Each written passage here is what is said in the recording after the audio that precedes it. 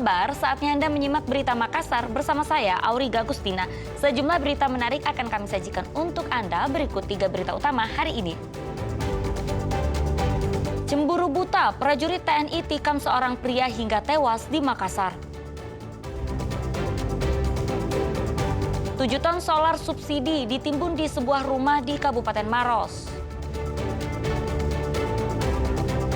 Ditegur Dinas Pendidikan soal rekam video bangunan sekolah rusak, guru sekolah dasar negeri 156 Bulukumba membuat video klarifikasi dan permintaan maaf.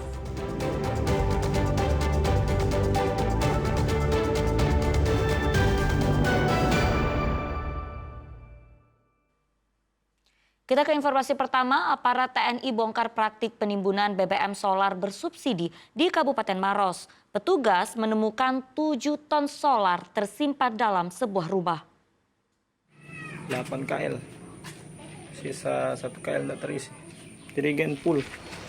Aparat TNI Kodim 1422 Maros menggerebek sebuah rumah di kawasan Panjalingan, Kecamatan Bontoa. 7, 8, 9, 10. Saat tiba di lokasi, petugas menemukan tumpukan jerigen dan penampungan minyak yang berisi sekitar 7 ton solar subsidi. Petugas turut mengamankan sebuah mobil yang diduga digunakan untuk mengisi solar dari sejumlah SPBU. Penggerebekan dilakukan setelah warga melaporkan adanya aktivitas ilegal. Pertama, anggota kami serta Angga unit Intel mengecek bahwasanya memang betul ditemukan ada 7 ton solar yang seharusnya ini digunakan untuk masyarakat membutuhkan, tapi oleh oknum ini ditimbun. Informasinya solar ini akan dikirim ke Morowali yang notabene harusnya pakai solar industri, akan tapi ini solar yang konsumsi untuk subsidi ditimbun digunakan untuk industri. BBM tersebut rencananya akan dikirimkan ke Morowali untuk kebutuhan industri yang seharusnya menggunakan solar non-subsidi. Kasus ini kemudian dilimpahkan ke Polres Maros. Kami akan lakukan pendalaman terkait hal tersebut, di mana lokasi dan tempat dilakukan penimbunan. Tapi benar apa adanya, Pak? Itu sementara kami akan lakukan pengecekan di lapangan. Aparat masih melakukan penyelidikan untuk mengungkap jaringan penimbun solar subsidi tersebut. Raisa Abu melaporkan dari Kabupaten Maros, Sulawesi Selatan. Ya, kecanduan judi online lagi-lagi menimbulkan dampak negatif. Seorang pria di Makassar nekat mencuri solar dari tangki mobil damkar untuk bermain judi online. Aksinya itu dilakukan bersama rekannya yang saat ini dalam pengejaran polisi. Pencurian solar di posko Juntana barusan terjadi. Pelaku melarikan diri. Mobil damkar yang sedang terparkir di posko klaster Ujung Tanah Makassar rupanya jadi incaran pencuri. Pelaku membuka baut penutup tangki BBM di bagian bawah, lalu menadah solar dengan ember. Petugas sempat memergoki pencuri tetapi pelaku kabur. Meski belum ada laporan resmi dari pihak damkar, polisi tetap menyelidiki kasus tersebut. Setelah teridentifikasi, polisi menangkap pelaku bernama Fitrah di rumahnya tanpa perlawanan. Pelaku lalu dibawa ke kantor polisi untuk diperiksa. Dari hasil pemeriksaan, pelaku melakukan pencurian dengan rekannya. Mereka mencuri solar lalu uang hasil curian digunakan untuk bermain judi online. Belakangan diketahui Fitrah merupakan residivis pencurian yang baru saja bebas dari penjara 5 bulan yang lalu. Fitrah juga kerap menadah bahan bakar mobil tangki yang keluar masuk di depo Pertamina. Hasil interogasi tadi alasannya dia ingin melakukan tersebut, dia katanya mau beli chips untuk dipakai untuk mungkin judi online. Oh, dia ketagihan judul ini seperti itu ya? Ya. Polisi sedang mengejar pelaku lain yang saat ini sudah diketahui identitasnya. Kasus ini merupakan gambaran bahwa kecanduan judi online menimbulkan dampak negatif yang signifikan.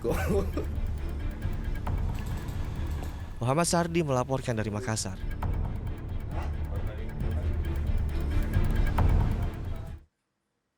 Kita ke informasi lain, prajurit TNI menikam seorang pria hingga korban tewas di Makassar. Motifnya pelaku cemburu setelah memergoki istrinya berada di dalam satu mobil dengan korban. Minggu malam, warga yang berada di sekitar Jalan Perumahan Sudiang Biringkanaya, Makassar mencoba menenangkan prajurit TNI yang mengamuk dan menikam seorang pria bernama Zainal. Korban terlihat terluka parah di bagian pinggang belakang. Istri pelaku tampak histeris berusaha melindungi korban sambil meminta pertolongan warga. Penusukan yang dilakukan oleh anggota TNI Angkatan Udara berpangkat Serda diduga dilandasi rasa cemburu. Pelaku memergoki istrinya dan korban berada dalam satu mobil. Pelaku yang mengendarai sepeda motor lalu mengadang mobil korban. Korban kemudian dipaksa turun dari mobil dan langsung ditikam oleh pelaku. Korban sempat dilarikan ke rumah sakit namun nyawanya tidak tertolong. Saat dikonfirmasi ke keluarga Zainal, korban dan istri ternyata masih memiliki hubungan kerabat. Pada saat dia lakukan ini, dia tidak sempat bertanya kenapa langsung. Tidak, pokoknya mau beribu tadi ya. Istrinya oknum ini memang Keluarga, sepupu.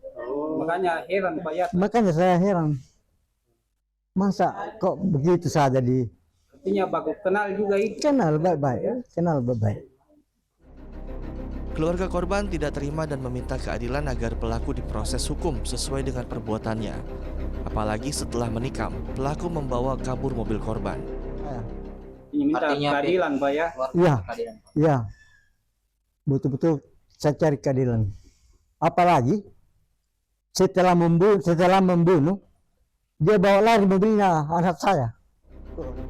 Kasus penikaman kini ditangani oleh Satuan Polisi Militer TNI Angkatan Udara. Pelaku sudah ditahan untuk proses penyelidikan lebih lanjut. Raisa Habu melaporkan dari Makassar.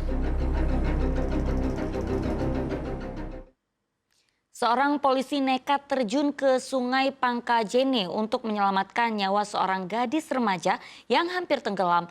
Aksi heroik itu sempat viral di media sosial dan jadi perhatian warga.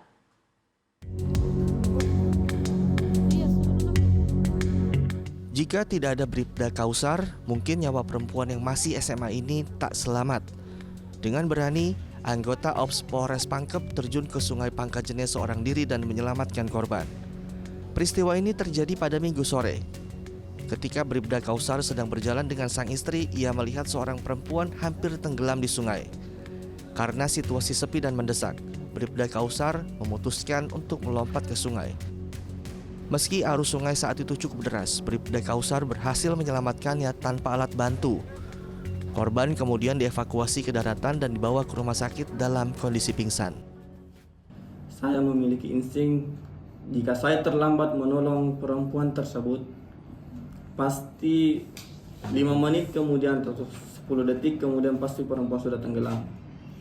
Jadi muncul jiwa kemanusiaan saya memberanikan diri untuk melompat ke sungai, mengambil inisiatif sendiri untuk melakukan tindakan yang emergensi lah, karena pada saat di situ situasinya dalam keadaan sepi. Polisi masih menyelidiki penyebab korban tercebur ke sungai, sementara kesigapan dan keberanian Bribda Kausar menuai apresiasi dari masyarakat. Muhammad Sardi melaporkan dari Pangkep.